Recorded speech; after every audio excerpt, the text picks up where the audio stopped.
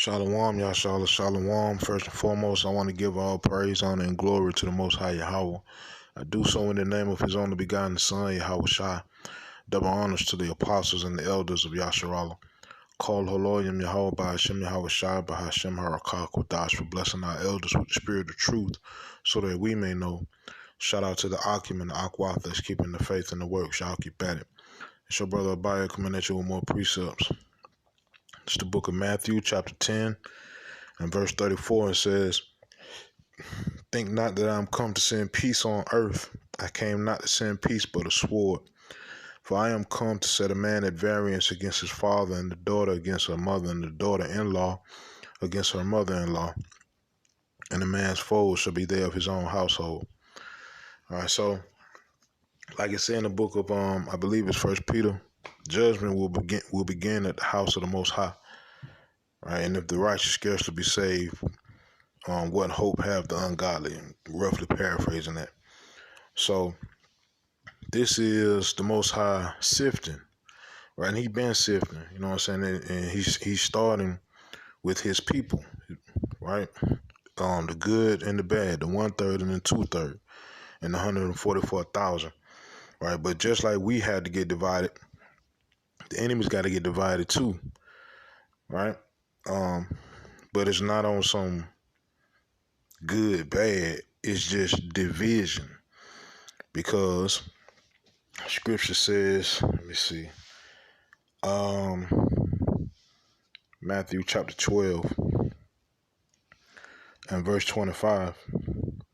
"And Yahushua knew their thoughts and said unto them, Every kingdom divided against itself is brought to desolation, and every city or house divided against itself shall not stand. And if Satan cast out Satan, he is divided against himself. How shall then his kingdom stand?" Right? So first, Most High started with us, right? Cutting, like I said, the 1/3, 2/3 separating them, you know what I'm saying, getting the righteous marks and the 2/3 to get the unrighteous marks, which is the actual mark. But he also cut the enemy's kingdom asunder, right? So that it can't stand, because this kingdom has to fall for Yahweh's righteous kingdom to rise. 2 Ezra 6:9, Esau is the end of the world, and Jacob is the beginning of it that followed. And we've been seeing this kingdom divided for quite a while. And I'm not speaking about no Democrat and Republican. I'm talking about way deeper than that. Right? So that being said, I'm gonna let the video play and I'll be back. Nearly 36 members of a white nationalist group arrested just a quarter-mile from a pride event in Idaho. They were in a U-Haul truck, and tonight we learned some of the officers who actually made those arrests are now getting threats themselves. 31 men with links to the white nationalist group, the Patriot Front, charged with conspiracy to riot. The arrest after a tipster reported seeing them dressed like a, quote, little army, piling into the back of a U-Haul with riot gear. Here's our Chief Justice correspondent, Pierre Thomas, now. Tonight, authorities in Idaho say they narrowly averted an attack by white nationalists at a gay pride celebration.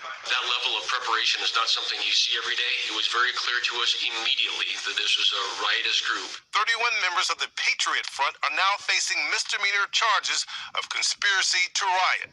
Authorities say their plans were thwarted when a concerned citizen reported seeing about 20 people loading into a U-Haul van on Saturday. Police stopping them less than a quarter-mile from the event. It, quote, looked like a little army. Investigators say they recovered shields, riot gear, and at least one smoke grenade from the truck, along with documents laying out the group's plan for a riot. Members traveling to Idaho from 10 other states. The white supremacist group Patriot Front, forming in the aftermath of the Unite the Right rally in Charlottesville in 2017. We are dealing with a very large pool of people here in the U.S. that truly believe in these ideas and at times are willing to act out violently on it. David, the police chief in Idaho says he and his fellow officers have received death threats since those arrests. And there's concern tonight that this case symbolizes the worry that pride activities this month could be targeted by hate groups.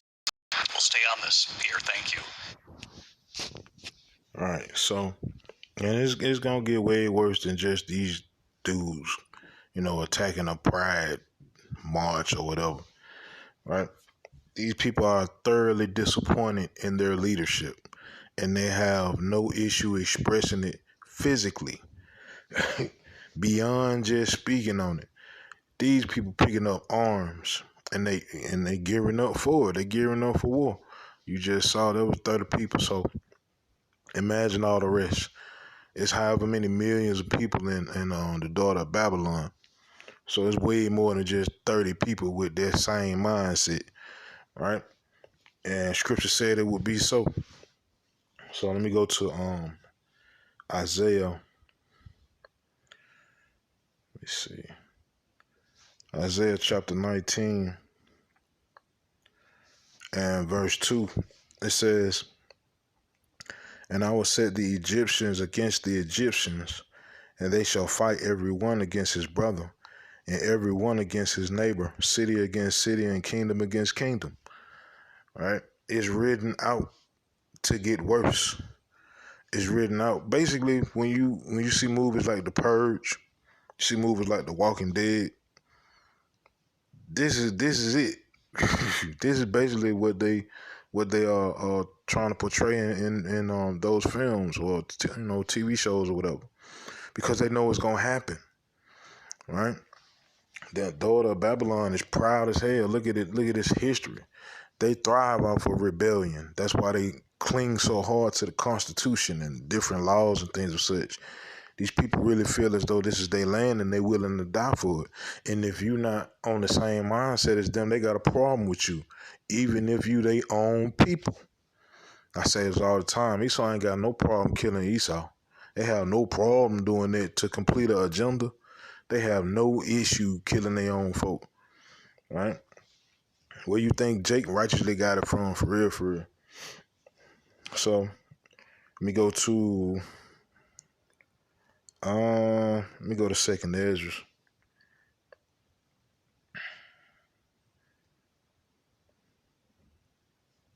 Second Ezra chapter 6 and verse 24. Yeah, Esau created a monster when he created the nigga, man. Then he created the nigga, the black man, the African American, and he created a beast. That man don't give a damn about killing his own folk. That's where he got it from. Self-hatred, right? The loathing of oneself. That came from your oppressor. And your oppressor about to show you where you got it from firsthand. All right, but this 2nd Ezra chapter 6 and verse 24 says, "At that time shall friends fight one against another like enemies, and the earth shall stand in fear with those that dwell therein.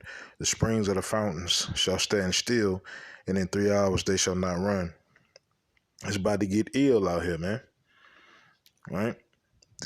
Full-on famine.